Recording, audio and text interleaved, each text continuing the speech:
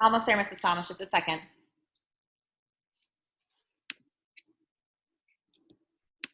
All set. Thank you. I'd like to call this meeting to order. And I'd like to start with a roll call. Jen Alexander, Yes, here. Abby Miller,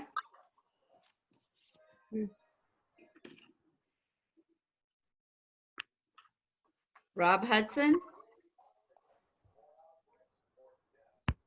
Here. Paul Marcosian, Here. and me. Please join me in the Pledge of Allegiance.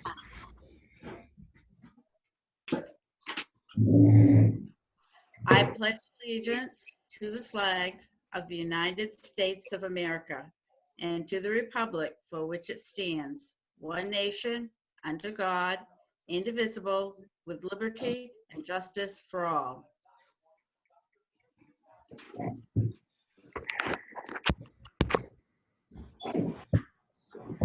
Adjustments to the agenda.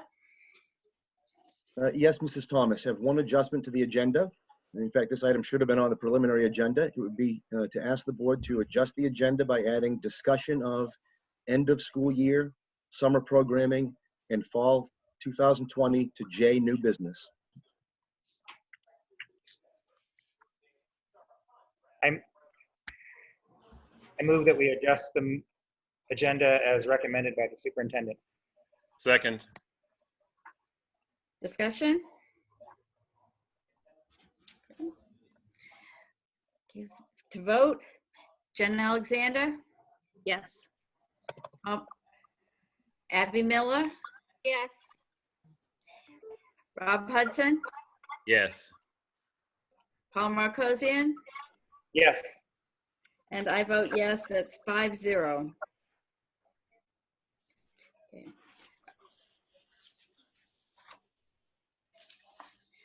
Approval of the April 14th, 2020 meeting minutes.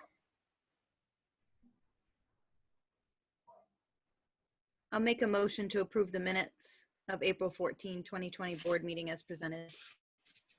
Second. Discussion? For the vote, Jen Alexander, Yes. Abby Miller, Yes. Rob Hudson, Yes. Paul Marcosian, Yes. and I vote yes for 5-0.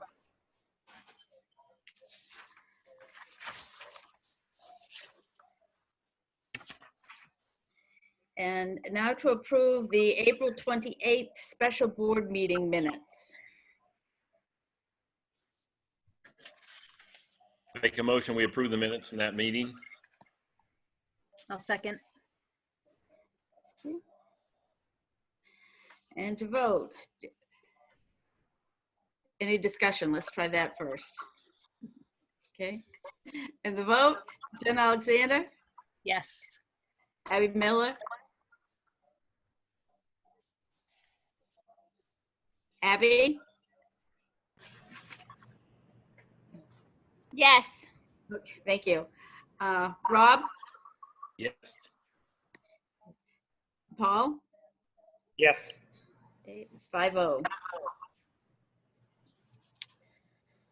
Item E is communications and correspondence. Mrs. Thomas, I have 2 letters of resignation that I will share with the board when I do my report. Okay, thank you. Public participation can be done through either the question and answer box on Zoom or by sending an email to Ellsworth School Board's Vice Chairman Paul Marcosian at pmarcosian@ellsworthschools.org. And now we're going to go to administrative reports, and we're going to start with Mr. Clifford. Hi, thank you. You have my report, and tonight my report is to identify and congratulate the class of 2020 valedictorian and salutatorian. So this year's valedictorian is Eden Selzig. She is the daughter of John Selzig and Barbara LaCase of Ellsworth. Eden is graduating with an earned grade point average of 101.63. She was a recipient of the Maine Principals Association Principals Award for 2020. Eden is a very talented musician, very personable, self-motivated, and gets along with all people. Her activities while at EHS include symphonic band, pep band, jazz combo, math team, green team, book club, Friends of Rachel, Gender Sexuality Diversity Alliance treasurer, Tri-M president, National Science Honor Society co-president, and National Honor Society. Eden will attend Bowdoin College in the fall to major in physics. And I know many of you know Eden, and just a great representation of Ellsworth High School, has a very bright future ahead of her, and she had a great career at Ellsworth. And salutatorian for the class of 2020 is Allison Robbins. She is the daughter of Heather and Robert Robbins of Ellsworth. Allison is graduating with an earned grade point average of 101.08. Allison is a kind person, extremely hardworking, self-motivated, and is goal-oriented. EHS activities she was involved in include math team captain, chess club, book club, debate club, National Science Honor Society, varsity soccer, JV softball captain, tutoring, volunteering at the Bangor Public Library, and working at Dunkin' Donuts. Allison will attend the University of Maine in the fall to major in business and accounting. And just like Eden, Allison is a terrific person, terrific kid, and this year those two worked hard because I think they knew they were in competition for these 2 awards, and it came right down to the end of the quarter. So congratulations to both of them, and they're going to do very well. I can't wait to see all the things they accomplish in college and beyond. I agree. Congratulations to both of them. Job well done. Congratulations. Congratulations.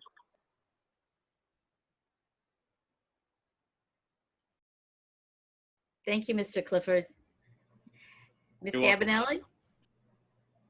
Hi, good evening. Thank you so much.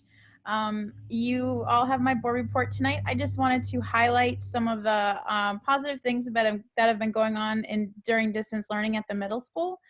We've had some really unique opportunities during this time to enhance learning for students. Our 6th grade group was able to meet with the author of Small as an Elephant, Jennifer Jacobs, and ask her questions after reading her book.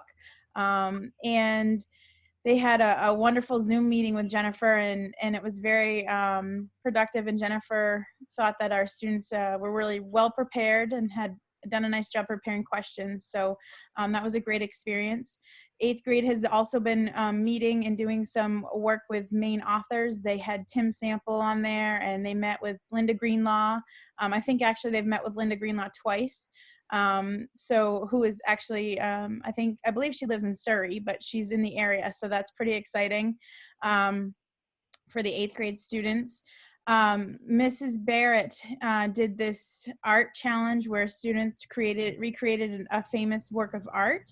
And we posted some of those on our Facebook page during Spirit Week. They were phenomenal, the things that the kids recreated. It was really nice to see. So if you haven't seen them, please hop on our Facebook page and check those out. They were really, really great. Mr. Downs is working with students to do a field day challenge, and I actually put out a challenge this week to middle school students to see if they could beat me in the backboard bank-it challenge. I did a video and everything. I'm really stepping outside of my comfort zone, but it was great. And he's using Flipgrid in order to post those videos. So those videos are on his Google Classroom, and kids can see those and see if they can beat me. And then there's just been a variety of things. I know the 7th grade is working on some junior achievement stuff, finishing up with that in their collaboration, and just some really great learning that's happening during this time. So I just wanted to update you on some of that. We also had a virtual Spirit Week, which was really fun with the PTF. Thank you to the PTF because they sponsored that, and it was a huge success. We had a lot of participation, K-8, and it was a lot of fun to see everybody participate in different things like say hi to someone you miss, or pajama day, or favorite sports teams, or creative day. What have you been working on? There's some Lego stuff. So it was really awesome, and we want to thank our PTF for their support. And I think this is another part of my agenda, my board report that I had was about end of year activities, but I think that's coming later on in the board meeting, so I'm going to save that part. And then I just want to extend a thank you to all of our parents and students and staff for all the hard work that they have done and are continuing to do. It's been a challenging time, to say the least, in some respects, and they really are doing such an amazing job with the work that they're doing, the things that they're creating, and the collaboration and communication between home and school has been phenomenal. So thank you so much to parents and students and all staff for all the work that you do each and every day. So I appreciate it. Any questions? Great, thanks so much. Thank you. Thanks, Erica. Thank you. Miss Lewis. Well, I need to echo everything Miss Gabbianelli said about the parents and the staff and the kids. It's amazing how positive people have tried to remain, even though they're dealing with challenges of time and space and focus and trying to multitask, doing their own work as well as working with their kiddos. But it's been great. And I think the thing that I noticed is that in every meeting, and we've had more remote meetings in terms, and I know this is true of every administrator, that we are meeting remotely more frequently with our staff members and our grade level teams than even if we had been in school. And the thing that you hear when I'm asking for, okay, what are the challenges that remain with this? We have creative problem solving going on. We have group think, which is extremely helpful. This is when you find out just how bright your teachers are.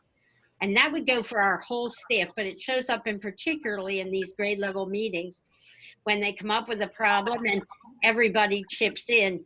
But as I noted in my board report, there is clearly a climate of caring and sharing, empathy and support that this pandemic has really highlighted, because we're meeting remotely and it's a focus. And it is amazing. We have parents who are writing not just on Staff Appreciation Week, but on a regular basis how much they appreciate what is being done. They often also ask for help at the same time. And what a wonderful thing for a school department to be the hub of the community, where the community is supporting us and we them. We have, in terms of curriculum, we have kiddos making videos, kiddos that in their own classrooms might not have done it. They are so hungry to be with their peers that they're putting on performances that demonstrate learning or some focus of learning or some standard. And you're so proud of them. It's all you can do not to clap and cheer and totally disrupt the whole thing. I've learned more about books available and stories. The stories are great. And I've fallen in love with the Penguin series, as have many of the kids. Again, what we're seeing is performance demonstrations. When we do concerts, I say to parents, this is not just a show. This is a demonstration of things, skills that your students have learned. memory, visual memory, auditory memory, following directions. And what we're seeing with the kids is that they are as creative as their teachers. And our resources have expanded exponentially with people coming forward. Some of the educational apps that we use, like eSpark, they are asking us on a regular basis, what can we do to help you? And today's conversation involved, a good list that would be helpful for staff as we look towards the end of the year. What has been covered, what hasn't? We all have the standards, but there's another way of looking at it, and eSpark provided that.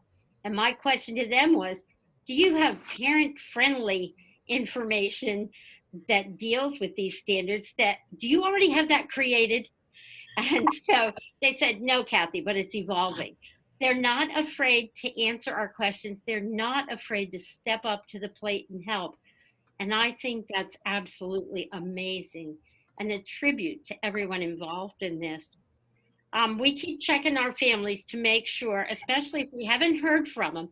We probably have more than 50% of our kids who are connecting on a regular basis, some who are doing it intermittently, everybody doing whatever they can do. And there's no judgment that goes with that. But if we haven't heard from them, we check to make sure everybody's safe and knows that we're here from them. And the majority of our kids are connecting at least a couple times a week, maybe in a Zoom meeting with their peers, maybe with office hours with their teachers where they get support. It's just been absolutely amazing. And I would say the same is true for the community offering us resources. The public library, everybody's offering programs for kids knowing this is challenging times. So it's a beautiful world when you see everybody working together. You watch the 6:30 news, it's tearful. But when you're watching Ellsworth and you're seeing all the good people trying to help do good things, it's makes you really proud. Anybody have any questions or comments or? Thank you. Thank you very much. Thank Great you, Mrs. report, Mrs. Lewis. Thank you. Mrs. Bowles. Good evening, everyone. You have my report, which starts out talking a little bit, giving you an update about enrollment. After our last board workshop, I needed to get in touch with our 9 cybersecurity students to discuss with them the elimination of the program. And I am very excited that we were able to retain 7 of the 9. 4 decided to go to multimedia, 1 to health occupations, 1 to biomedical, and 1 to law enforcement.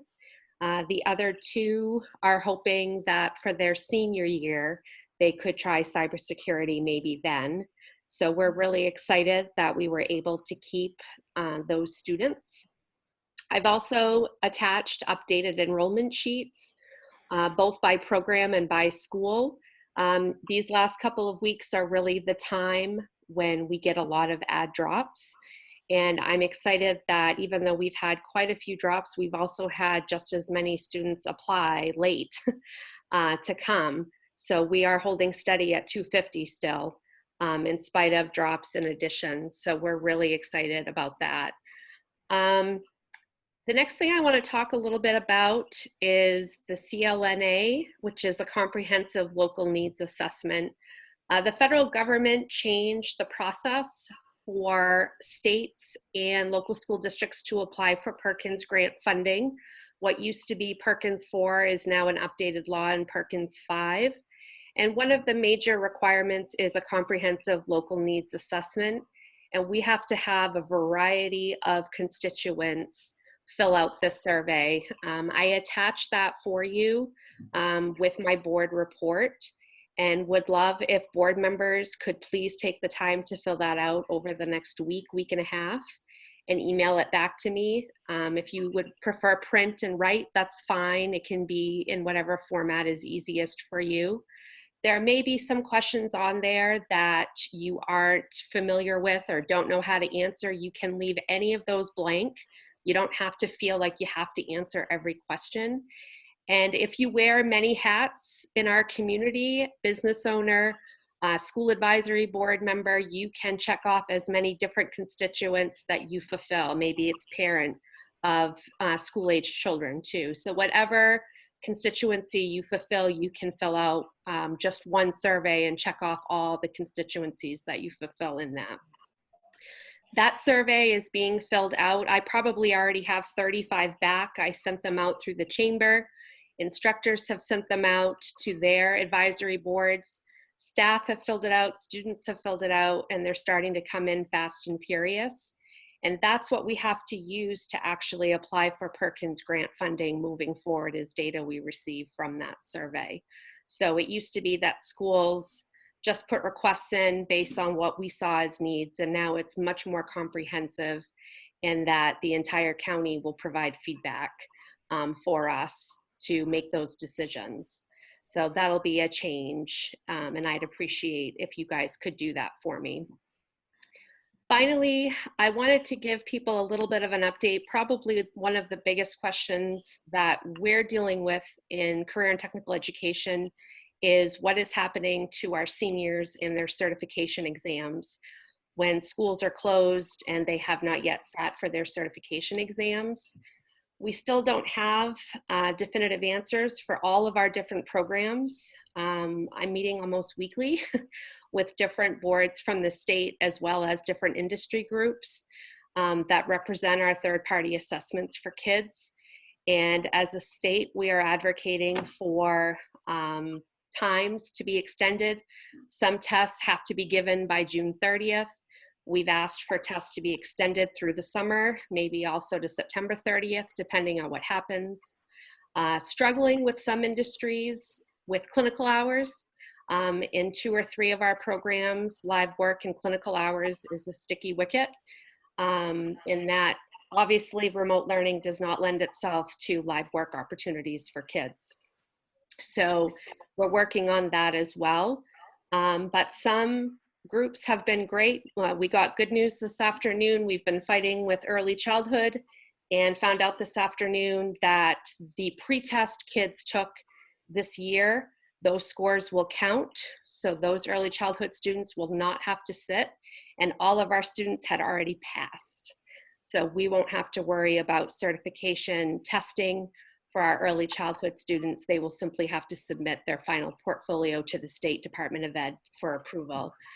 So we'll keep you updated, but as a state, the directors are working really hard, and our program instructors are also meeting with their like peers across the state to advocate for our students and make sure that those students that have worked so hard can sit for their certification exams.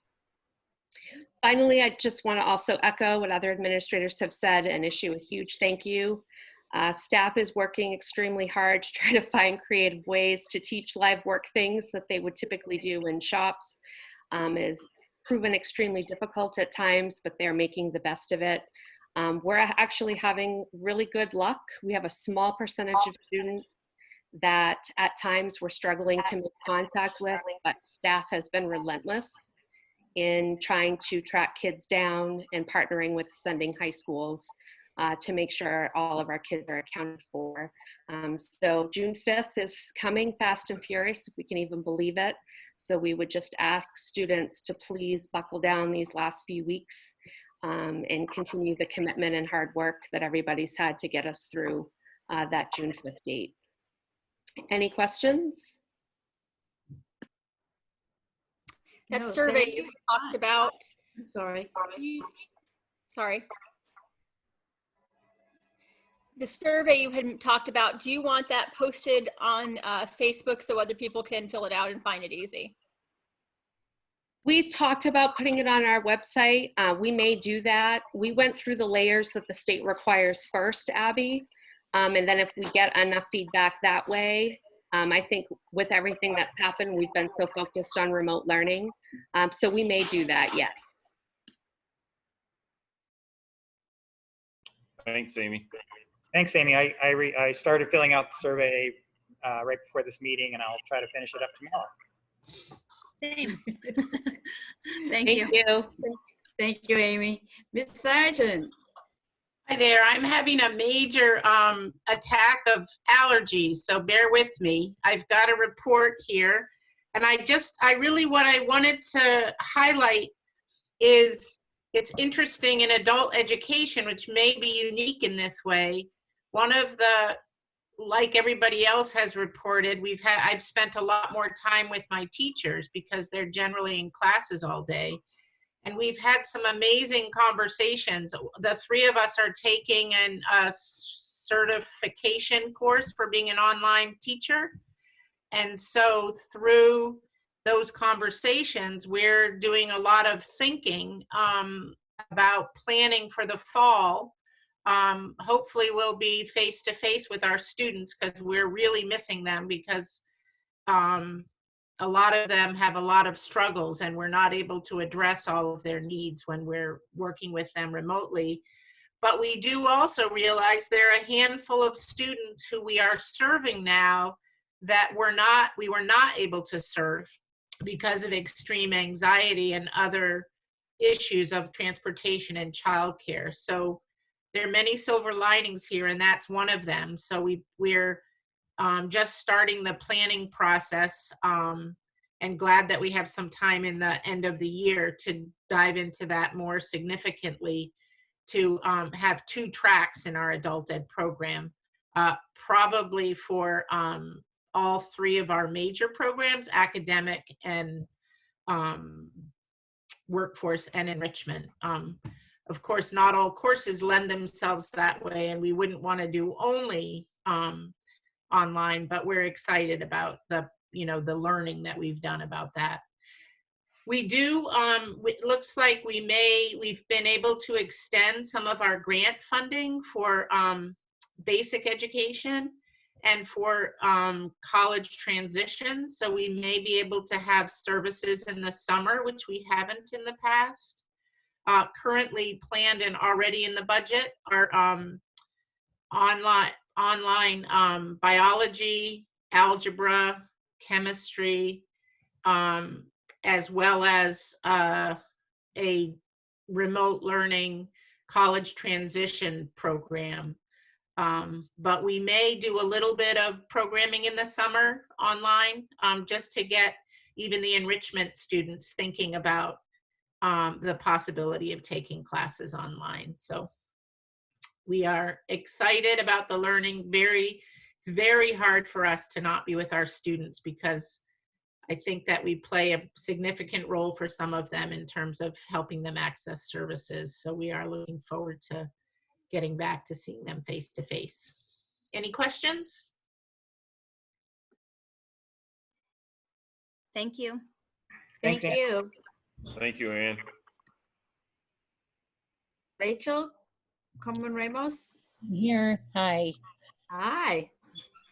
Over the past few weeks, the bulk of my work has been to meet with other curriculum directors and DOE directors, our Title I team, and various members of our leadership team to collaborate on how best to get resources to our students, faculty, and staff, both for professional development and for what they need to work with students in this new environment.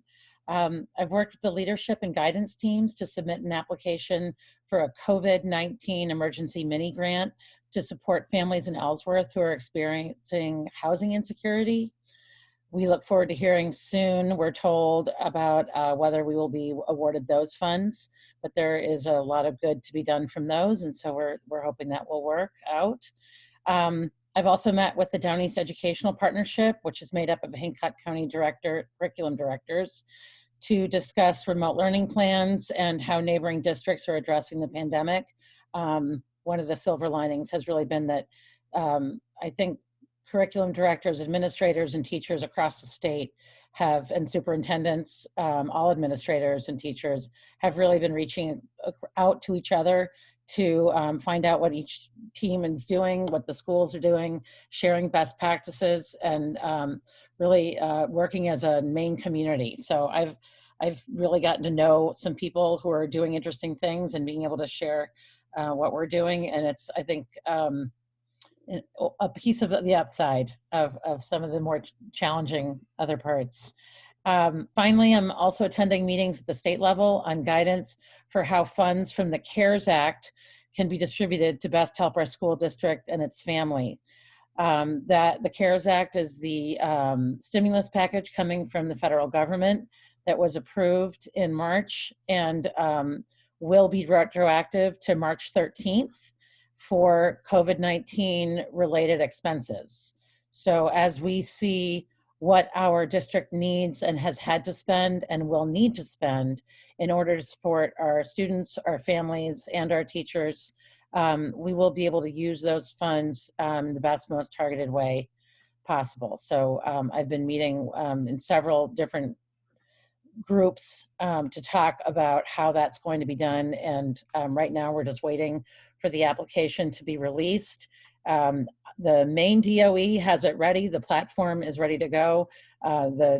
They found a discrepancy between a funding formula in Maine and the federal government. And so the federal government is trying to get it right. So we are getting close, and I've been working on those things and we'll continue to do that work. Any questions? Thank you. Thank you very much. Thanks, Rachel. Thank you.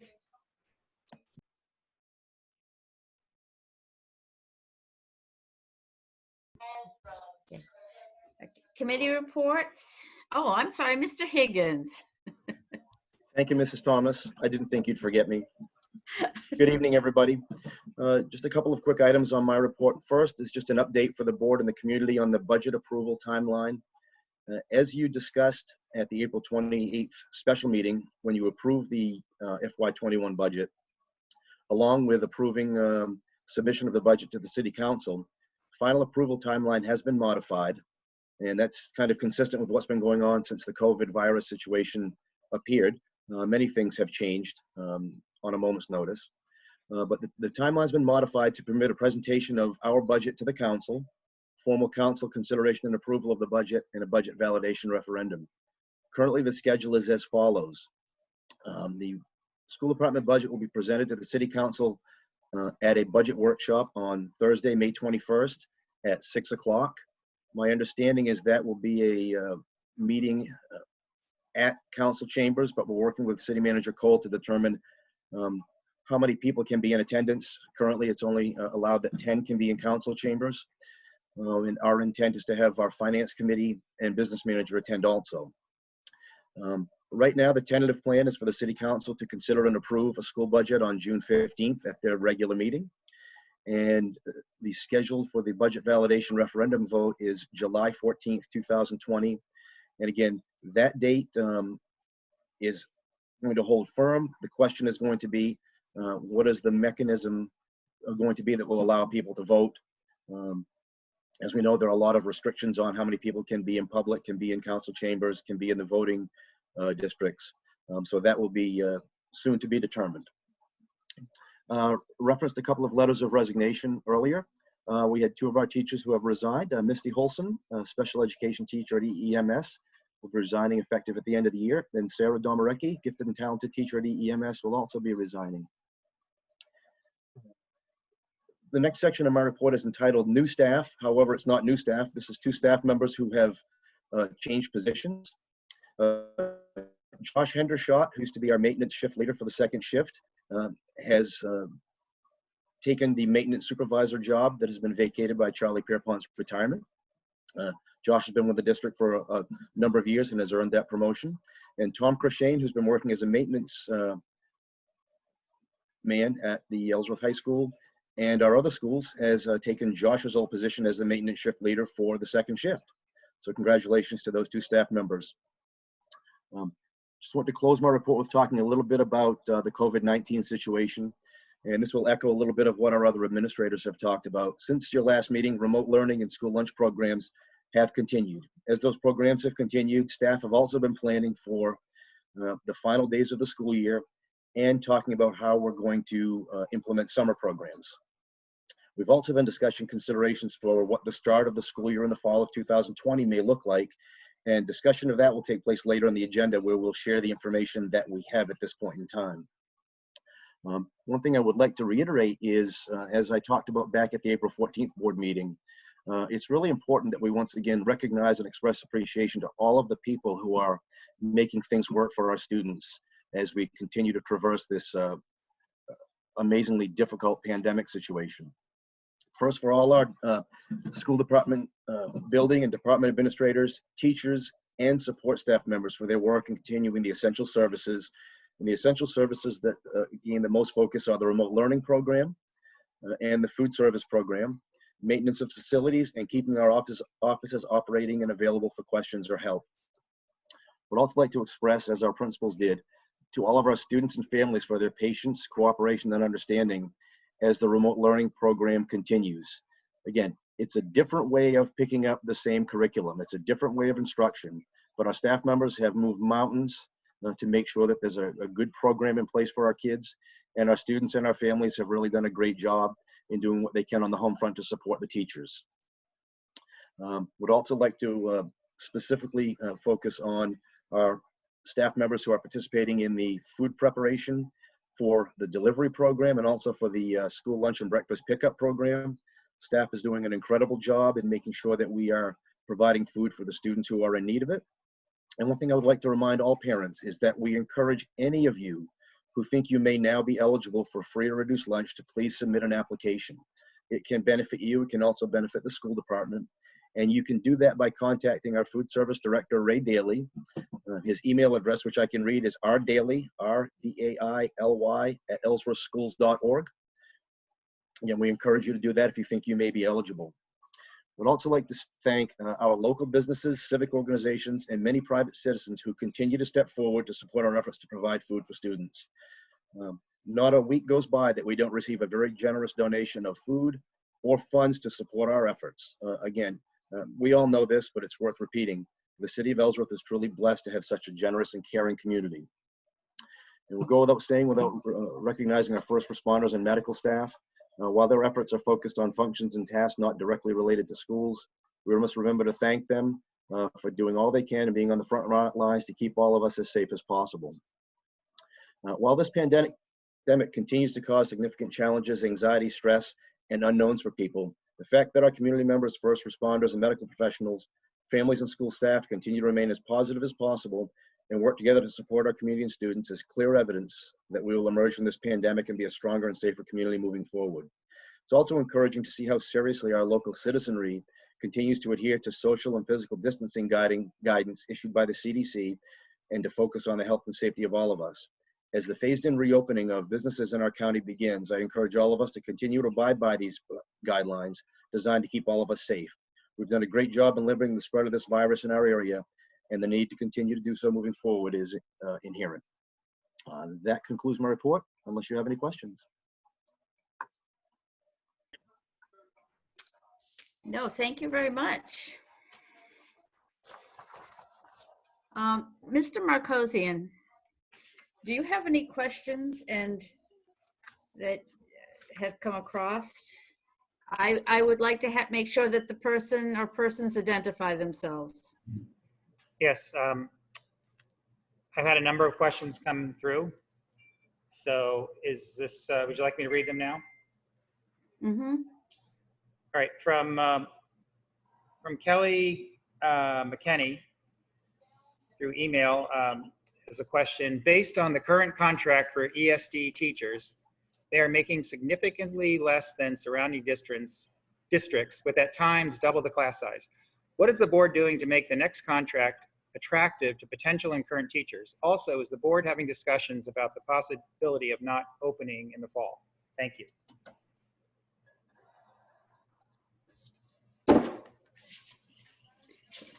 I believe we're in the midst of contract negotiations with our staff right now, so until that's settled. With regard to the question on teacher compensation, yes, we're in the midst of negotiations with the Ellsworth Education Association, working cooperatively in a very positive process with the board's personnel committee, and we hope to conclude that process in the very near future.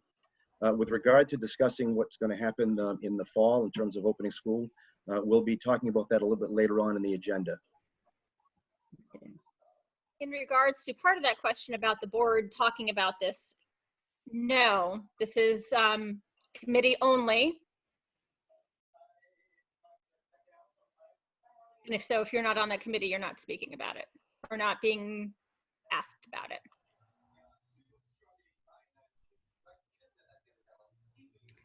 I'm not sure what you're getting at. I mean, it's something that will be discussed. It's not been, the question was, is the board discussing this? No, we're not discussing it. It's about the committee discussing it. That's where it's at. Abby, you're referring to the contract negotiations or the schedule potentially for next fall? Oh, I'm sorry. Well, I thought the question was for contract negotiations. Yes, contract No, negotiations are that's taking committee. place with the personnel committee at this point in time. That's correct. The board, there will be a discussion later on the agenda for considerations with regard to what the start of school might look like next fall. Certainly, we don't have a crystal ball and don't know exactly what it's going to look like, but there are a number of put out on the table for the board this evening, but also for our community members.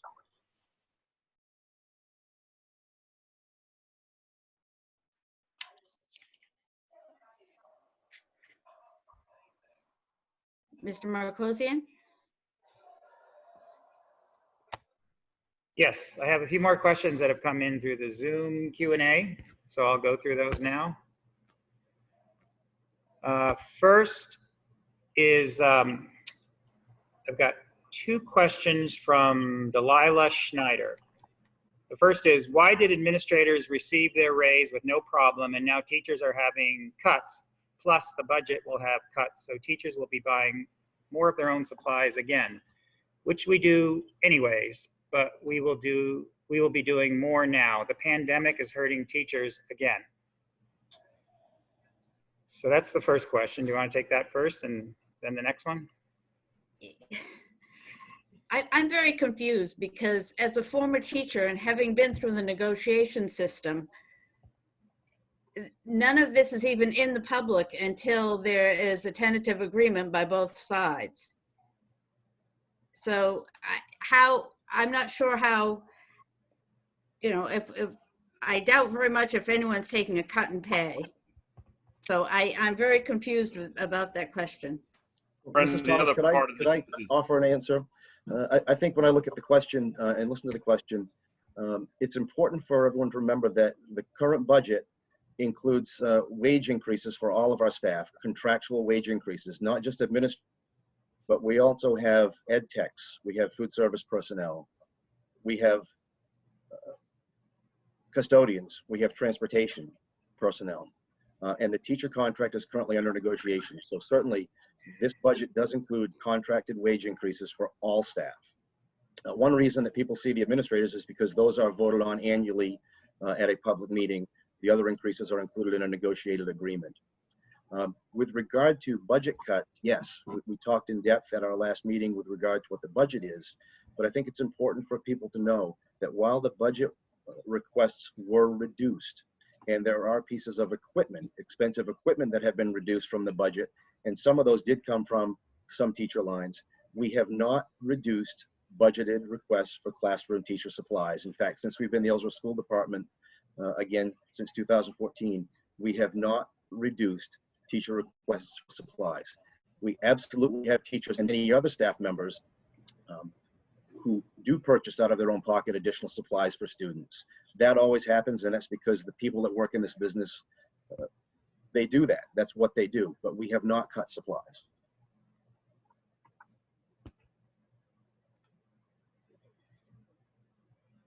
All right, so the next question from Delilah Schneider is, when and where will the board meet to speak about possible changes to next year's school schedule due to the ongoing situation?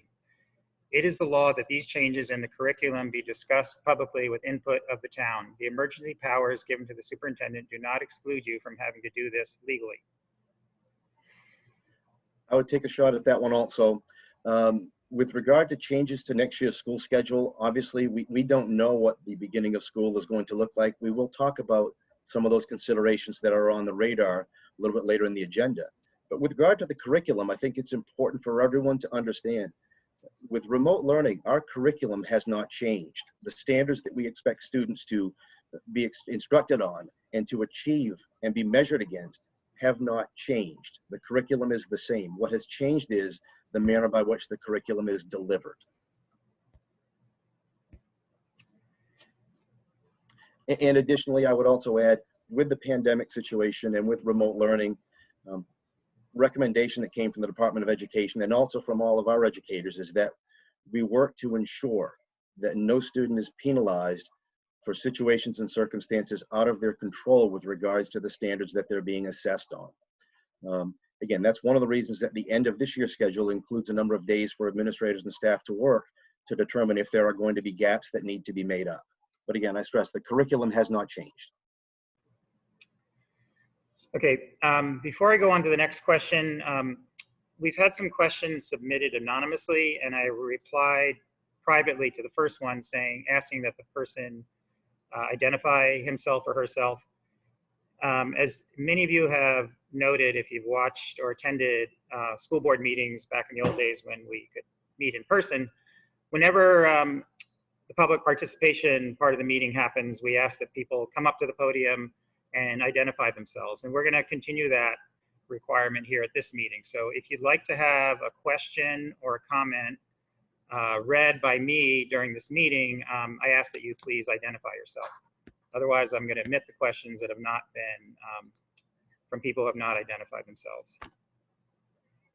So the next question is from, and there's two questions at least, or several questions plus a comment from Michelle Kaplan, who I believe is a city council person.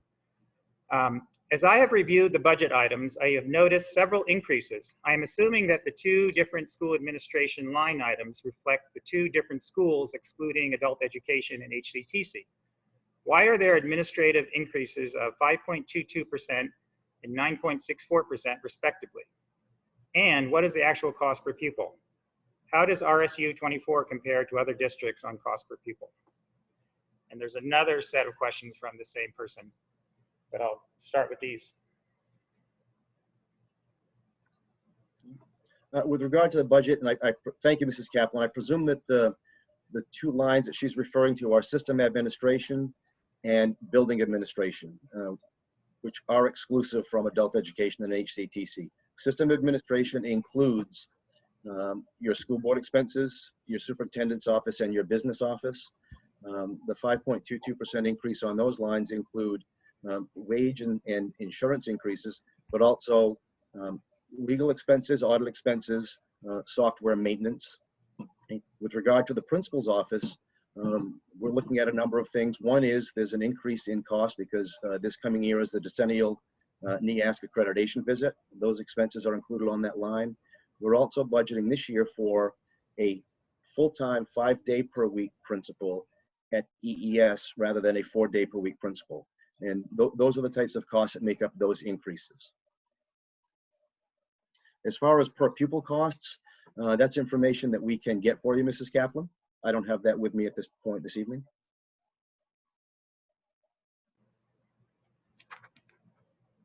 Okay, next set of questions from Mrs. Kaplan. Are the staff costs all inclusive or are they just salaries? And the second question is, are there legacy costs associated with these numbers? Oh, and there's a third from Mrs. Kaplan. It's a comment. Please thank the teachers for their dedication and caring. Appreciate Mrs. Kaplan recognizing our teachers. Again, we all recognize our teachers and staff for their dedication and caring. In terms of staff costs, when you look at the budget and you look at the individual lines, there are salary lines, there are also health insurance lines, and there are also your payroll lines in terms of your payroll expenses, unemployment, workers' compensation. Those are all included. In terms of legacy costs, I think what you're asking about is costs in terms of increases from prior years. What's factored into the budget proposal that was approved by our board are the salaries based upon contracted increases from last year to, from this year to next year.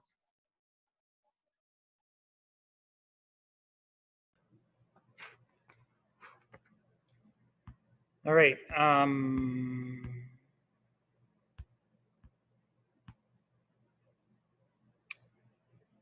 Michelle Kaplan says, thank you, stay well. And then there's a question from Andy. Why is it that you have failed to assemble the curriculum committee as this crisis has unfolded? Superintendent Higgins, you claim it's your, quote, right, unquote, to do so. However, that clearly goes against the written bylaws. While you may have emergency powers, to exercise them in a way that circumvents the democratic process put in place to ensure the town's people have a voice that is heard anytime a significant change to our curriculum takes place is well outside the best practices of the board and community. We have had zero input as a community into how our kids are educated during this time, but also going forward into summer school in the next school year. I think as I listened to that question, the curriculum committee has not been convened because, again, we have not changed our curriculum. The curriculum that's being delivered is the same as what was being delivered before the pandemic emerged on our area and schools were closed down to in-school learning. Curriculum is the same. What has changed is the manner of providing that curriculum and delivering it.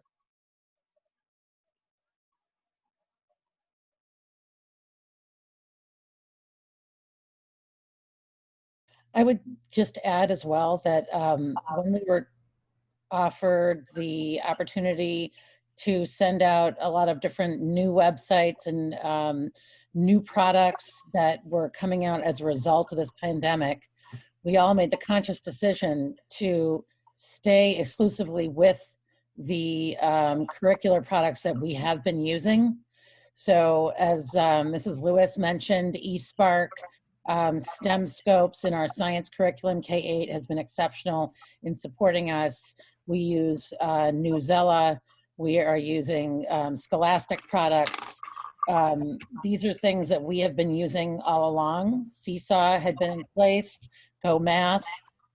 So there was the temptation with all of these new companies looking for a way of reaching out to kids to try some new things, but we wanted to be very consistent with the students, and we wanted to make sure that they were comfortable with what we were using and that they had been taught in class how to use those things so that they had a level of comfort, even though they were going to be challenged by being at home. So we've talked about this quite a bit and have tried to maintain the consistency throughout with our curriculum.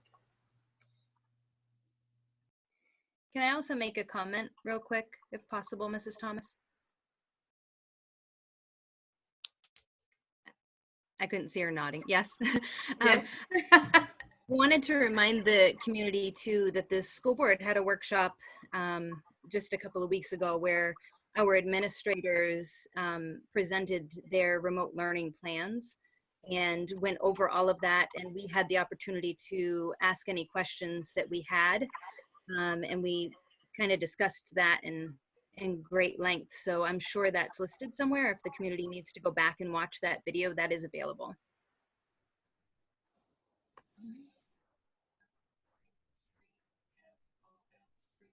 Thank you. Also, I can't imagine that we could at this point, but are we not gonna, are we going to have summer school this year? Or I can't imagine that we would be able to at this point. Just part of that question. The short answer to that, Abby, is yes. We're planning to have summer school. We're planning to have extended school year. In fact, extended school year is required through IEPs. And we'll talk about that a little bit later. But at this point, the plan that we have, because we have not received guidance from the DOE like we have for graduation, is to plan to continue to do that on a remote basis. Again, it's not what we want to do, but that's the short-term plan. But yeah, we'll talk about that a little bit later in the agenda.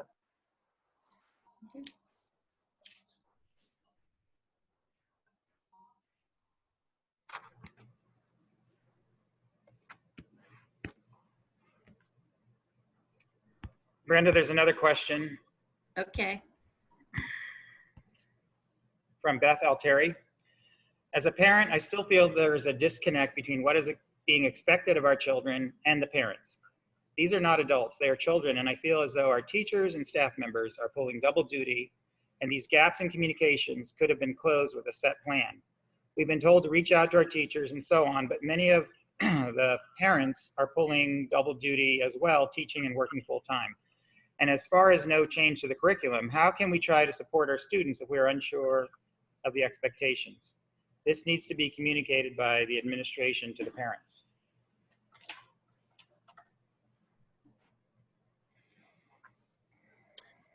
I think, at least from my answer in this, and I would welcome the administrators to weigh in as well, I would go back to what Mrs. Alexander just said. You know, certainly the remote learning plan was put together and was approved by the board at the last special meeting. And while I certainly do understand and sympathize with the many of our teachers who are parents and have their own children at home, and they are working very hard, in terms of specific expectations for your children, the people to pose those questions to are your classroom teachers and your building level administrators.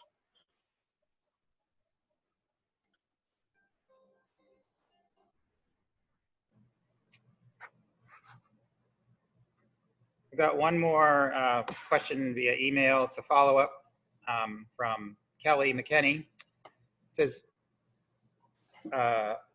not trying to be a pain, but neither of my questions were answered. She asked questions earlier about what is the board doing to make the next contract attractive to potential and current teachers, and also is the board having discussions about the possibility of not opening in the fall? And I'll go ahead and answer this one. I feel like we did answer both those questions. As has been noted several times during this meeting, we're in the midst of contract negotiations with the teachers. Our goal as a board is to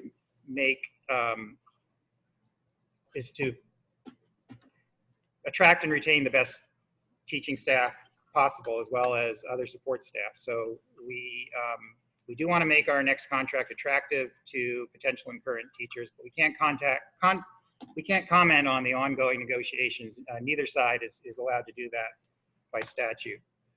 It says also, is the board having discussions about the possibility of not opening in the fall? And yes, as has been stated, we are having those conversations, and we're getting continuous updates from Superintendent Higgins, and we'll be having those discussions as a board as we go forward. Then there's a couple more that came in through Zoom. That I think will be answered a little bit further along in this meeting. The one from Michelle Kaplan about, she asked about 8th grade graduation. So Okay. Mr. Higgins, is that coming up later? Yeah, Paul, maybe the best thing to say, because I'm sure that's a question that many of our parents have, not just at 8th grade, but also at HCTC, with adult ed, also at Ellsworth High School. The answer is yes. And the principals and directors will be talking about what the plans are. Just in general, we all would like to see a traditional ceremony like we have every other year. Unfortunately, circumstances and situations and guidance don't permit that.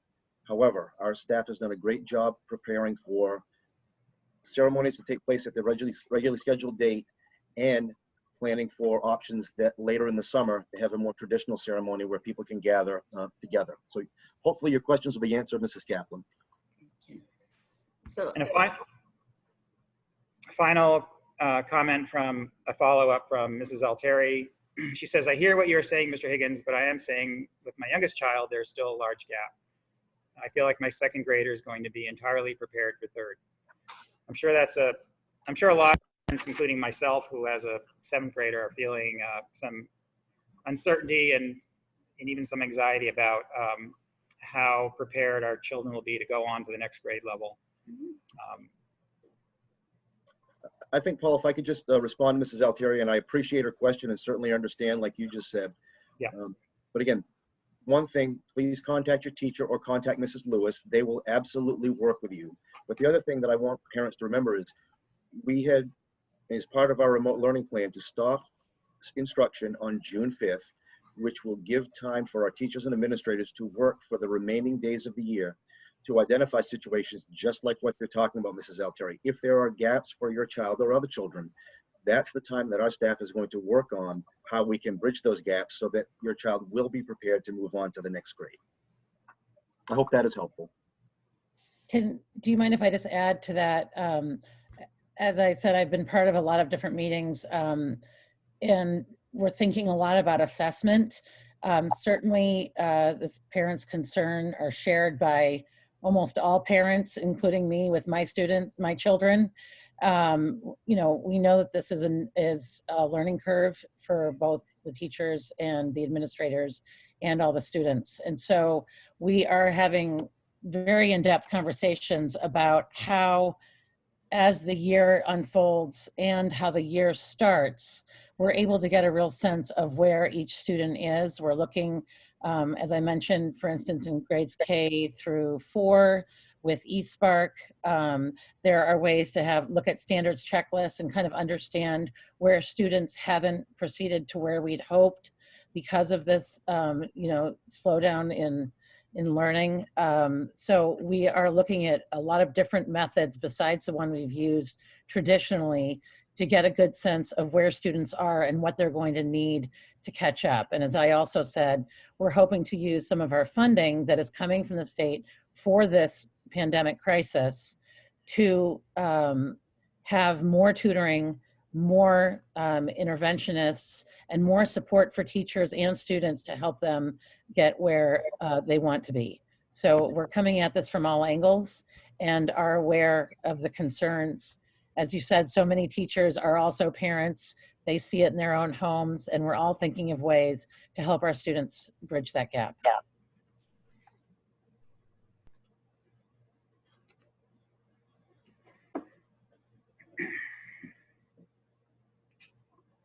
Thank you. Are you all set, Mr. Marcosian? Yes. Okay. Moving on. Item G is committee reports. Don't believe we have any. Item H is old business. We have none. And item I is consideration of teacher nomination. Yes, Mrs. Thomas, for the board's consideration. And I would welcome Mr. Clifford to weigh in also. Would like to nominate this evening for a first-year probationary contract, Mark Ensworth to be the new physical education teacher at Ellsworth High School. Mr. Ensworth is being recommended by the building level hiring committee based upon his experience in both physical education and health education, his solid interview and strong references. He has successful experience as both a physical education and health teacher and has a strong rapport with students. While his formal classroom experience is predominantly with the K-8 level, Mr. Ensworth also has extensive coaching experience, with much of it being at the secondary level. He strives to create a safe, positive, and engaging environment for his students and envisions incorporating wilderness programs, ropes courses, and other outdoor activities into the curriculum at Ellsworth High School. References are strong, and the committee believes he'll be a solid addition to the staff. Mr. Clifford, anything you'd like to add before I make the formal nomination? Yeah, just like you said, his experience has mostly been K-8, but he has coached successfully at the high school level. And one of the things that his references said that, you know, his close relationships with his high school students, and, you know, that's what we were looking for, to see if he could make that jump from middle school or elementary school to high school. And I don't think he'll have a problem with that. His references were excellent. The committee that we put together, really impressed with everything that he has to offer us. And he has a different background for us, which also we were looking for to add to the curriculum. So we're excited to have him.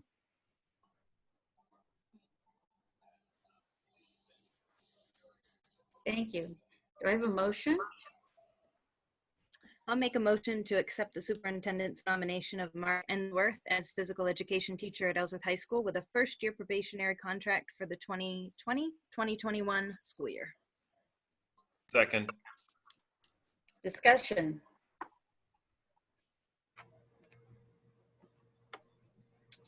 Hearing none. Jen Alexander, Yes. Abby Miller, Yes. Rob Hudson, Yes.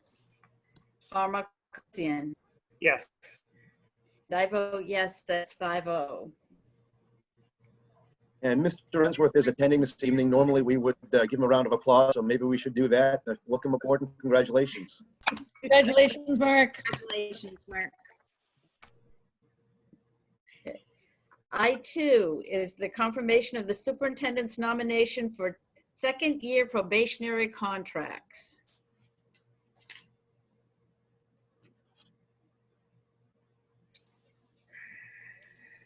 These are teachers for these next 3 items who have met the standards and are being recommended by administrators to move forward a year on the probationary contracts. And I support their recommendations. And I would ask whoever makes a motion to read the names, please.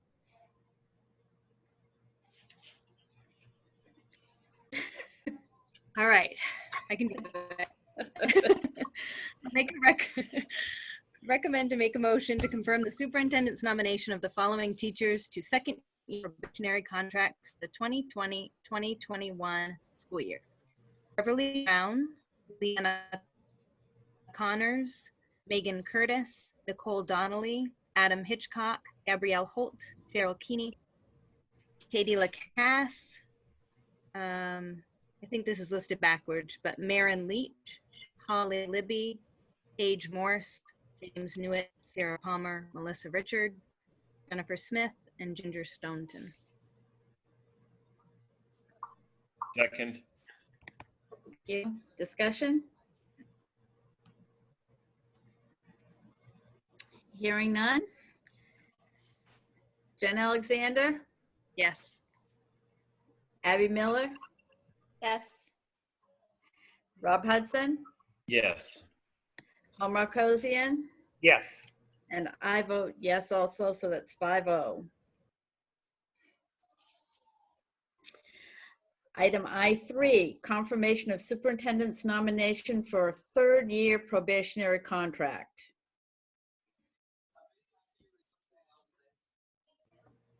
I'll take this one.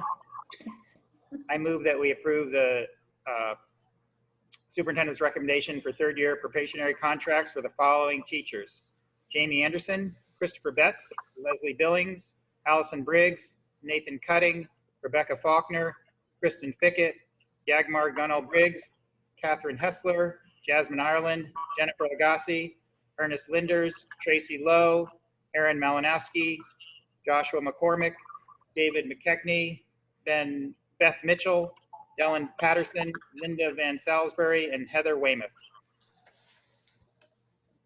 Second. Discussion? Hearing none. Jen Alexander, Yes. Abby Miller, Yes. Rob Hudson, Yes. Paul Marcosian, Yes. and I vote yes for 5-0. Okay. Item I4, confirmation of the superintendent's nomination for continuing contracts. And Mrs. Thomas, if I could add before the motion is entertained, these are teachers who have been with us for 3 years, have done very well, and in the recommendation of their supervising principal or director are being recommended for continuing contract. And as with the other 2 groups of teachers, I support them and am pleased to nominate them to continuing contracts. Thank you. Take this one. Okay. Recommend to confirm the superintendent's nomination of the following teachers to continuing contract for the 2021 school year: Sunshine Barrett, Taylor Beatty, William Firm, Heather Ford, Laura Johns, Sarah Miller, Emily Nash, and Sarah White. I'll second. Discussion? Hearing none. Jen Alexander, Yes. Abby Miller, Yes. Rob Hudson, Yes. Paul Marcosian, Yes. and I also vote yes for 5-0.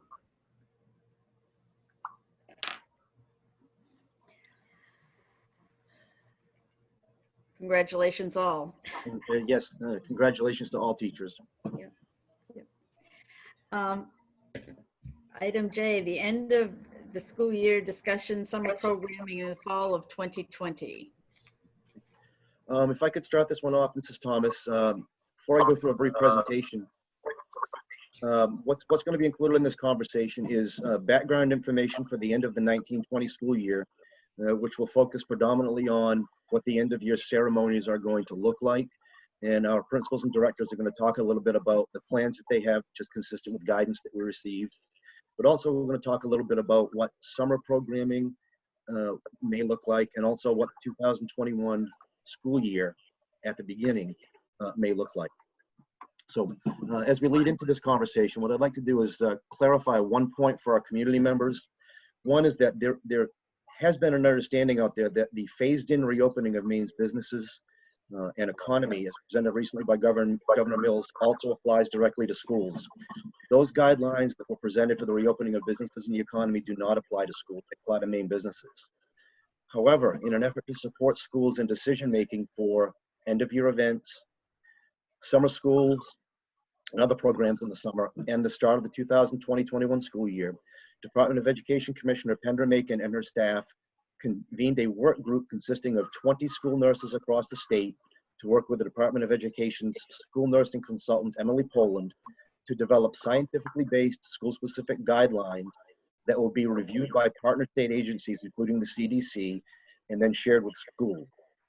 Again, their work is focused on the primary areas that we've talked about: graduation step-up events for the end of this year, summer programming, and the start of the 2020-21 school year.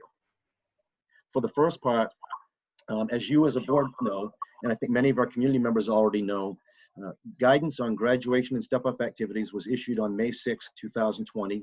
For parents and community members who have not yet seen that, you can go to the Department of Education's website. Right on their main page, there is a link for pandemic resources for schools. You can see it on the next page that comes up, updates from the commissioner. Look for the May 6th update on graduation. Since the issuance of this guidance, our principals and directors have used the guidance to work with their staff to develop plans. While there are still some details to finalize, administrators will share information on their plans this evening. Please know it's important that all of our administrators, myself included, would much more prefer to hold our traditional ceremonies on the regularly scheduled dates. None of us wants to see anything alternative. We would much prefer to see Ellsworth High School filled with students, parents, relatives on Friday, June 12th, than we would to do a different ceremony.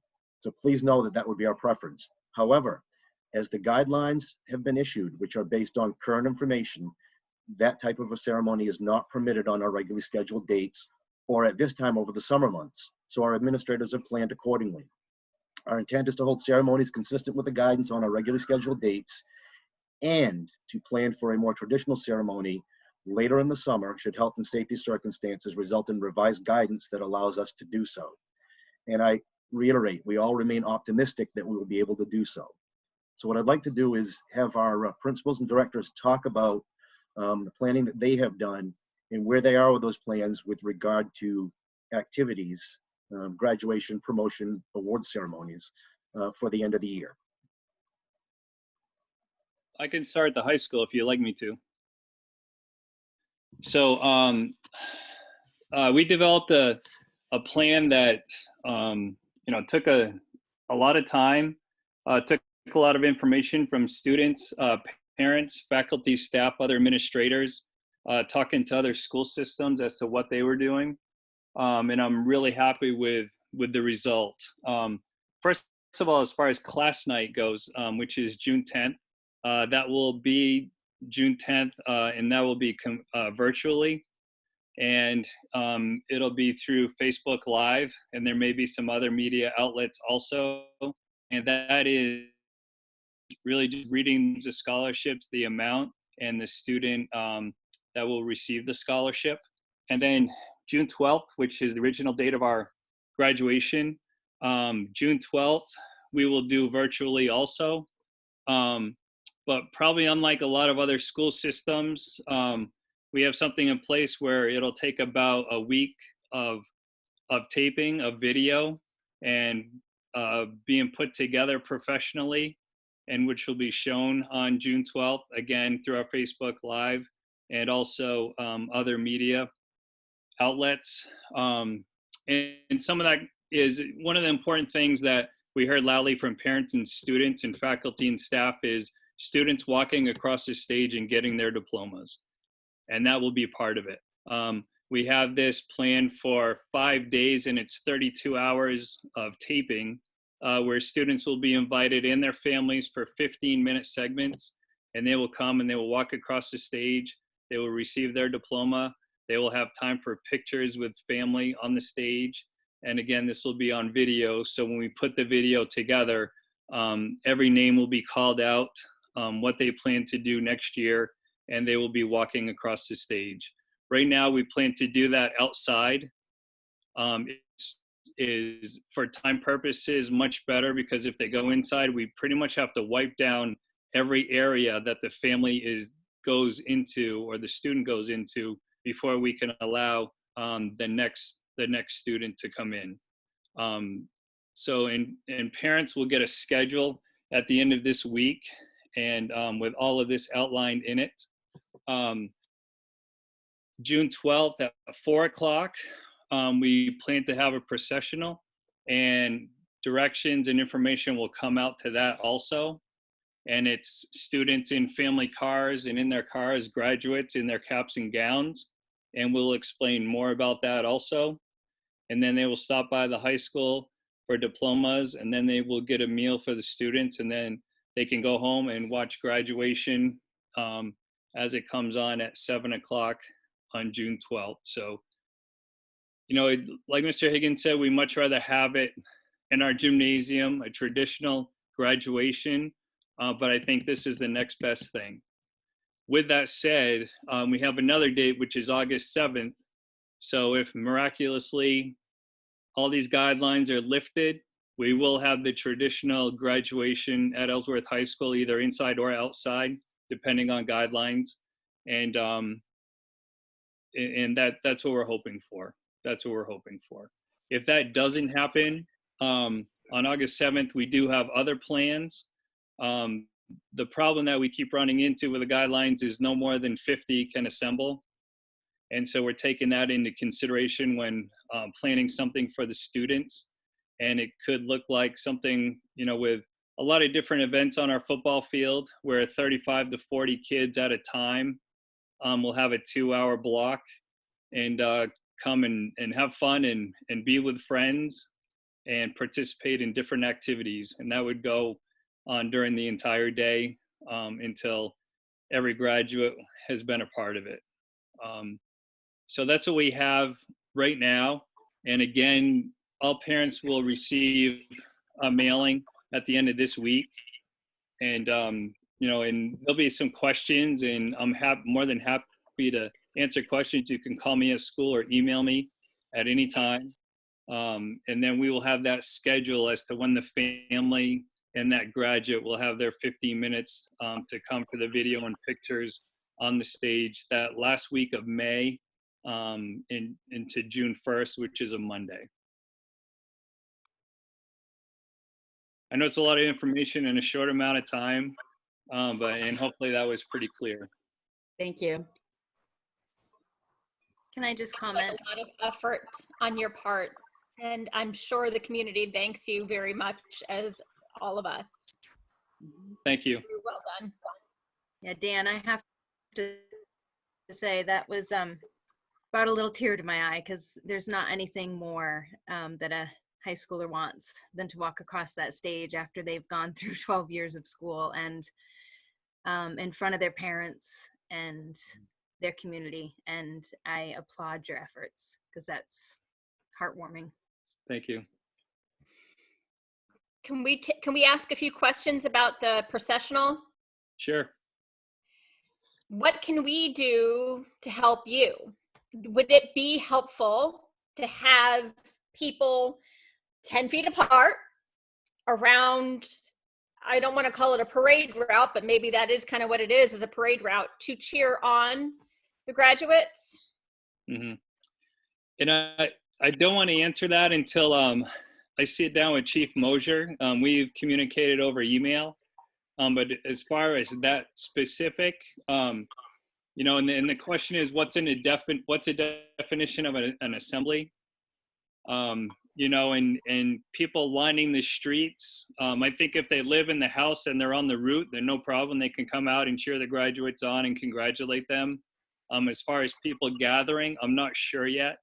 When I find that out, that'll be communicated to the community and parents also. Should maybe the community be prepared with signage to put out places for our grads? That would be terrific. And I know that there are some parents that plan to do that and also decorate their cars. What also, do we need to source together extra vehicles for any families? Do we have somebody to connect to if somebody needs a vehicle or somebody has an extra vehicle that they could borrow? Sure. Mr. Higgins and I talked about that. Anybody, and this will go in the communication too to parents, that anybody that doesn't have a ride or doesn't have a vehicle or something like that, we do have school vans with drivers that we could use. Because I'm thinking it can only be like one student per vehicle at this point, Yes. right? Yeah. When I live someplace else, obviously, sometimes the Corvette clubs would come out and escort one person per car for certain processionals. And I'm wondering if we have any way of reaching out to anybody to see if maybe that could be done. Or maybe friends and family could put a trailer with or have their water crafts on a trailer, have somebody riding on that, something where it could be very fun and very distanced, that we could maybe provide extra things for extra students with cars. Yeah, no, those are good ideas, and I will definitely volunteer to drive one of the Corvettes. Usually the drivers of the Corvettes drive them. Just to let you okay. know. All That's right. usually what happens, but it's fun. That could be a possibility.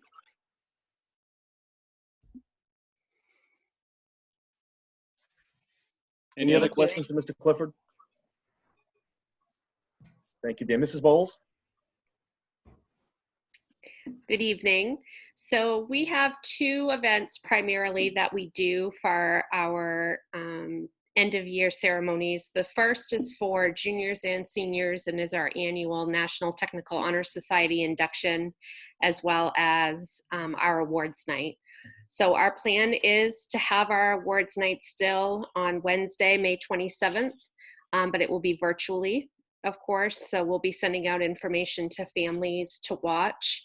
And we'll do much like Mr. Clifford is going to do, where we announce all of the different awards that we would typically give to students on that evening.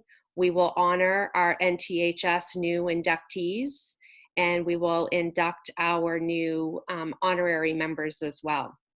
We did go ahead and purchase the trophies and plaques and certificates and medals that we normally give out at that night.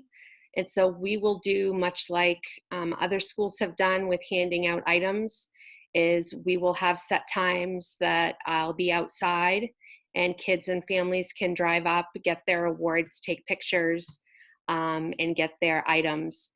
Those students that can't come, because of course I have some students from Deer Isle, Stonington, and Narragansett, students that can't come, we're committed to delivering them to them, of course being responsible and not going into anyone's homes, but safely putting them outside, communicating with the family when a good time would be to do that, so that we can ensure that all of our kids get their awards as though we had our awards night.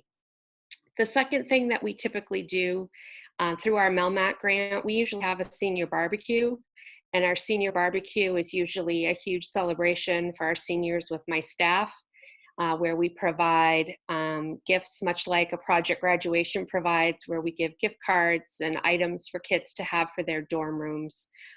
So the MELMAT committee and I are going to actually have a conversation this week to hammer out details of how we can maybe still do gifts for our seniors and how we would organize distributing those to all of our seniors so they have something special to remember HCTC by. So that's how we plan to do our honoring. Really lucky, the high school principals have been really good about communicating their plans with me.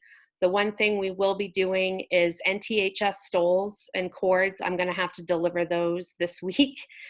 because a lot of high schools are actually doing a lot of their filming with seniors in full regalia early next week. And I want to make sure those NTHS new inductees have their Honor Society cords for that. So I've been working with principals actually late today, figuring out a way to get those cords to those kids over the next few days so that they have them when filming begins on Monday. Any questions? Thank you, Amy. That sounds Thank you, Amy. You're welcome. a lot of work. Thank you, Thank Mrs. Bowles. You're welcome. Mrs. Sargent? So we're actually planning to do something similar, but on a much smaller scale as Ellsworth High School. We currently have 15 graduates. We were on a trajectory to have a lot more, but we usually get about 15 to 20 graduates in the late spring. So we have 5 people who need just 1 or 2 tests to graduate. So that's pretty painful for them and for us. But so we're planning to do something intimate outside with social distancing, but family to family. And we usually have about half of our graduates come to our ceremony because they've already, they may have gotten their degree a while ago and they've moved on. So we're sort of figuring out the details based on how many people are coming. And then for the community, we would like to have a virtual program. One of our issues is that we usually just lend students caps and gowns. So we're going to have to try to find a way to get caps and gowns that we can give to our students this year, which I think will mean a lot to them. We usually lend them and then we give them their tassels. So we may need to do a little bit of fundraising in that regard. I don't think it's going to be a lot, but I think it would mean a lot to them. And it's the only way we can have a cap and gown ceremony this year. But we're excited about it. And we honor our CNA students, but our CNA students are in the same situation as the CTE students in that they won't be participating in our ceremony. And then we honor people who have completed a college class in our college transitions program. So all of them will be honored in that way. Stay tuned. Our staff is meeting tomorrow afternoon to sort of nail down details. Annie, if somebody wanted to donate toward the purchase of caps and gowns for these adult ed students, where would they send their funds? That's a good question. Do you have an answer for that, Mr. Higgins? Mrs. Sargent, I think anybody who would like to make a donation, such as Mrs. Thomas just suggested, could send it to the superintendent's office, excuse me, with a note in the memo line saying for adult ed graduation cap and gown. And our business office could certainly make sure that money gets allocated for its intended purpose. Thank you. Thank you for asking. One quick question, just since we're on the topic. Hypothetically, about how much does the average cap and gown cost? So people can know, like, what should they send? Does anyone know? I don't have that number right off the top of my head, but we usually buy inexpensive ones, and I think they're about $18 maybe. Yeah, they're right around $20. Yes. Right. Yep. Okay. And we don't need that many because the maximum number would be about, unless miraculously we can do high set testing in late June, the maximum number we would need is 15. I'm guessing about 10 people might come to the ceremony. Okay. Thank you. Thank you, Mrs. Sargent. Ms. Gabinelli? Thank you, Mr. Higgins. So much like Mr. Clifford, I have been meeting with the 8th grade team and 8th grade students and have also reached out to the 8th grade parent group that has been meeting all year long to do fundraising and plan for end of year events. And the overwhelming response from students is that they really want to do something in person. But given the guidelines that we have to go by, we are planning for a couple of different scenarios right now. We are planning to do something in June, similar to like a drive-up ceremony or a drive-up experience where we have a backdrop outside for students to sign up for a time to come with their families so that they can get pictures and have the staff there kind of cheering them on, and have that experience of having the pictures taken, and announcing the awards and things of that nature. But we also have a plan to do something in the fall before school starts, and we're working closely also with Mr. Clifford to kind of do like a step up thing for the high school, because the 8th graders have also missed that experience as well. So we're working in conjunction with Mr. Clifford and his staff to plan something for the fall in that regard. We don't have all the details solidified, but we are pretty close. I am meeting again with the 8th grade teachers tomorrow, and trying to prepare that drive-up experience. We are also doing some of the same things that we would normally do at the end of the year for 8th graders. The slideshow, our traditional slideshow for 8th graders that we traditionally show at the end of the 8th grade dance, is almost complete. So we're kind of looking at how we can maybe do a sort of a movie premiere. Certainly we have to be cognizant of students who can't have their picture on Facebook or virtually. So we're going to need to work on some permissions there. But we will have that for students, so that will still take place. And we also are getting a t-shirt order together. So they traditionally get 8th grade t-shirts at the end, and we're working on all of those things. So we are pretty close to finalizing the details, but it will be a drive-up experience, and parents will be receiving communication from myself and the 8th grade team when we're ready to do the signups. Similar to, I envision it to be similar to what we did with distribution of materials, where parents can drive up and they can hop out of their vehicle and they can take their pictures and have that experience with their 8th grader. And then they can hop back in their vehicle, and the next car can pull up, and we'll kind of keep the drive-through going. So that's sort of what we're planning for right now. But we are, I had met with the 8th grade class a few weeks back and told them that we were committed to recognizing them and trying to honor their wishes the best we can. So while we can't have a ceremony in person right now, we are still planning something for the fall, if that is a possibility.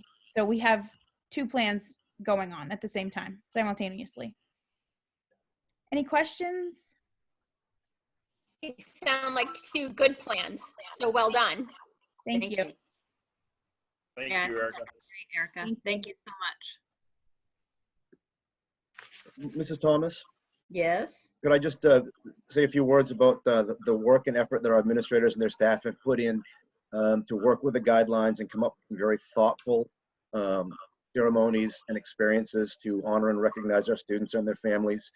Certainly, it's not the type of experience that we all would like to see, but our students who are graduating and moving forward with these rites of passage are certainly going to have wonderful experiences that they can take with them for the rest of their lives. And hopefully we'll be able to back them up later in August with yet another one. But again, I want to thank our administrators and their staff members for all the work that they did to put these plans into place.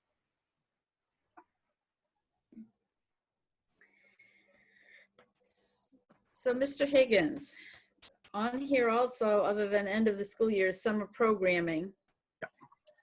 So what we can do, and just so members of the board know and members of the community know, there won't be as much detail with these 2 parts of the conversation as there was with graduation.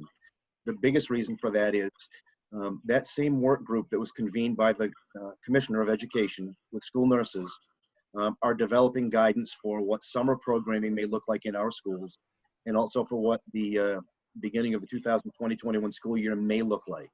We have not received that guidance yet. We are expecting to receive guidance with regard to summer programs within the next week. I know that the regional presidents of the Superintendents Association are meeting Friday, and we'll be meeting with the commissioner. Perhaps we will have that information then. But as far as summer programming goes, we have been advised that we should plan to continue with remote programming until such time as we receive guidance. It's also important to know that summer programming not only includes any summer school that we have or extended school year services for our students with IEPs, but it also includes potentially PO and extracurricular activities and summer staff and potentially facility usage. I would also say that we have students in our community who go to summer camp through the YMCA. The YMCA falls under businesses, not schools. So their reopening and phased-in reopening is different from schools. One of the things that we're working through with Director Farragher is how our school buses that they use and our drivers drive can be incorporated into that. Because, you know, we're still looking at 6-foot social distancing. We're still looking at no more than 50 people. And again, you're talking about a small area with a school bus. So we are working on what summer is going to look like, but I've advised all of our staff to plan to do things on a remote basis until such time as we receive the guidance. As far as the start of the 2020-21 school year, it seems odd to be talking about this in the middle of May, but we all need to remain optimistic that we're going to be physically back in school in September. However, as the current guidance that we have limits gatherings of no more than 50 people and requires social distancing of 6 feet, there are many questions as to what the beginning of the school year will look like. You know, we have 900 students at EMS. We have expecting to have 500 students at EHS next year.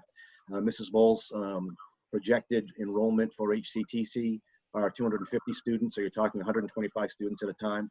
That certainly exceeds the gathering of 50 people. So some of the things that we're looking at in anticipation of the guidance would be for potential continuation of remote instruction or partial remote instruction, where you have a modified schedule whereby maybe you have some students who are attending during the day physically, some staff attending during the day physically, some staff with remote programming. Or you potentially change schedules so that you have a portion of the day for some of your staff, a portion of your day for, staff and students, or a portion of your day for other staff and students. If we're going to be in our facilities, we're also looking at what type of personal protective equipment are we going to be required to have for our students and for our staff. We're already working on this, but what type of increased disinfection practices that we can incorporate, what types of expectations we can have. You know, for example, if you look at going through Ellsworth High School, when you come into Ellsworth High School and go into the main concourse and go up to the second story, most of us, without even thinking, will walk up the second story and we'll use the handrail. You know, that's something we have to look at. It's a safety mechanism, but when you're talking about a handrail, you're talking about potential transmission of a virus. So those are things we have to address. Also, we have many staff members who are in high-risk categories and may not be able to be physically in school. We may have students and families who are in high-risk categories who are not comfortable sending their children to school. Those are all contingencies that we need to plan for as well. It's important to understand that the guidance that we expect at the end of May, and that's when we're expecting to get this with regard to next year so that we can plan more thoughtfully like our principals and directors did for graduation. That guidance is going to be based on the current information and certainly subject to change over the coming weeks and months. And as you all know, one of the things that we've seen through this pandemic is the continued evolution of changes that takes place not just on a weekly basis, but sometimes a daily basis and an hourly basis. But I think the important thing for our families to know and our community members to know is, with regard to summer, we're working on it through a similar process that our administrators did with graduation and end of year ceremonies. And we will do the same thing with regard to the start of next school year once we receive the guidance. And certainly the key to that point will be, once we have those plans in place, is to work and inform the board of where we are and make sure that information gets out to our families. Again, I wish that we could have more specific information with regard to summer, because that's right around the corner, but we will have it as soon as possible. And again, you've heard a number of the contingencies that we have, and that's only a small part of the list of contingencies that we have for the fall and the start of school. We've got a long ways to go with this, but again, if you look at what has been taking place within our community, you look at the efforts of all of the staff members in the school department, all the community members that have supported us, the board who's been supportive, I have no doubt in my mind that however these programs move forward, however we end up delivering our instructional programs and practices for our kids are going to be well served, and our community is going to be proud of what is being done. So if there are any questions that I can try to answer, I would certainly be happy to do that.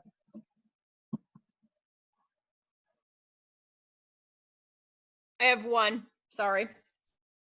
And I want to make sure that I put this out there because it might be an idea that's so awful that if it goes through what people want, I want people to know it was my bad idea. But what about looking at some of the models for schools that have one building and they have all year school, but they have basically 3 schools rotating through that same building on a time reel, so that, I mean, they do it because it makes the most use of that building. We might be able to make use out of it because it can stagger our classes to keep things small. But as I said, I understand this could be an extraordinarily unpopular idea, and No, it's fine. Abby, thank you for the suggestion. What I would say to you is, I can tell you that across the state, some other superintendents are talking about staggered scheduling. And I agree with you. I'm not sure how popular school throughout the course of the entire summer would be, but I think we're in extraordinary times. So certainly whatever options are available to us out there that can help us to successfully and appropriately deliver our educational programming to kids, we need to look at them. So I appreciate your disclaimer that it might not be a wildly popular and acceptable idea, but I think it's something that's worth including in our considerations as we move forward. So thank you, I appreciate it.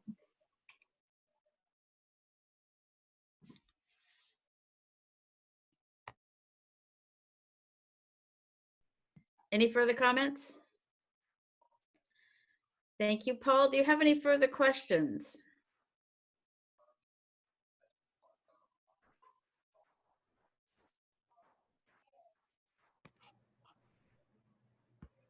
I don't believe so. There's a few more comments that came in, but they, I don't think they were questions for the public. I've forwarded a couple of the comments to administrators, just basically thanking them for what they said. So yeah, I think we're good here. Lots of comments about how happy people are to hear of all your plans too about the end of the year. So good job, guys and gals. Yep. Okay. We all set? Okay. I would let you know the meeting schedule. The school board workshop will be on Tuesday, May 26th, 2020 at 6 p.m. And the next school board meeting will be Tuesday, June 9th, 2020 at 6:30 p.m. Mrs. Thomas, may I make one amendment to that? With the Yes. school board workshop, Yes. I believe we're still going to do it through Zoom, and to my understanding, we'll still do the board meeting through Zoom. But can board members please make note that that will be 5:30? One of the things on that agenda will be a session with the school department's auditor. The audit has been completed, so they wanted to meet with the school board. So that would be at 5:30, and then we'll continue the regular agenda at approximately 6. Okay. And also the finance committee, once we work out details, is meeting on the 21st with city council for a budget workshop. And I'll stop talking now.